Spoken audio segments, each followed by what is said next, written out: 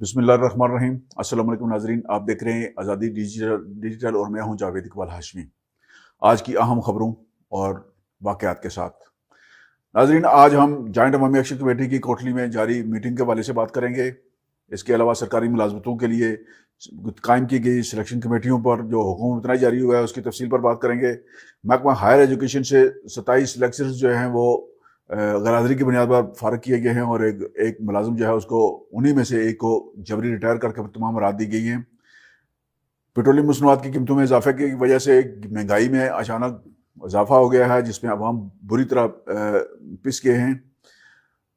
آزاد کشمیر کی سرکاری ملازمتوں میں مہاجرین کا جو کوٹہ ہے، اس کوٹے پر بظاہر مہاجرین کو ملازمتیں ملتی ہیں، لیکن اس میں ایک بہت بڑی انکشاف ہوا ہے کہ مہاجرین کے کوٹے پر آزاد کشمیر سے چہتے افراد کو بھرتی کیا جا رہا ہے، خصوصاً محکمہ پولیس میں یہ پریکٹس عام ہے۔ مونسون بارشوں کی وجہ سے آزاد کشمیر کے اندر بھی اور آزاد کشمیر کے ملکہ راولپنڈی ڈویژن میں بارشوں نے کی سیلابی صورتحال پیدا کی ہوئی ہے، اور جو نئے آباد ہونے والے جو شہر ہیں، خصوصاً بحریہ ٹاؤن وغیرہ میں بڑے پیمانے پر پانی گھروں میں داخل ہوا ہے، جس سے تباہی ہوئی ہے۔ اور مظفر آباد کا ایک اور سپوت جو ہے میجر رب نواز گیلانی کوئٹہ میں ایک بم دھماکے میں شہید ہوئے ہیں۔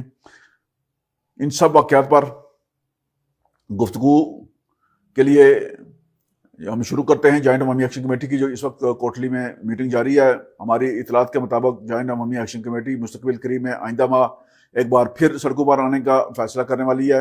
اس کا اعلان کچھ دیر تک ہو جائے گا اعلامیہ کی صورت میں۔ ہماری اطلاعات کے مطابق جوائنٹ عوامی ایکشن کمیٹی ماہ اگست میں شٹر ڈاؤن اور پہیہ جام ہڑتال کے لیے ایک تاریخ کا اعلان کرے گی، جبکہ ماہ ستمبر میں ایک بار پھر آزاد کشمیر اور پاکستان کو ملانے والے جو داخلی راستے ہیں وہاں دھرنے دیے جائیں گے، راستے بند کرنے کا پلان بنایا گیا ہے۔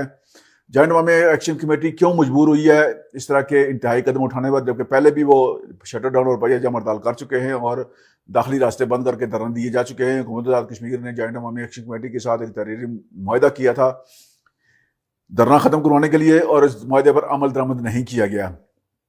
جوائنٹ عوامی ایکشن کمیٹی کے پہلے 10 نکاتی چارٹر آف ڈیمانڈ میں آٹا اور بجلی کے سستا ہونے کے ساتھ ساتھ جو اشرافیہ کے امراض کے خاتمہ، انٹرنیشنل ایئرپورٹ کے قیام، اور بینک آف کشمیر جو ہے اس کو شیڈول بینک کا درجہ دلوانے سمیت تعلیم سے اور روزگار کے مواقع جو ہے وہ پیدا کرنے کے لیے عملی اقدامات جیسے معاملات شامل تھے۔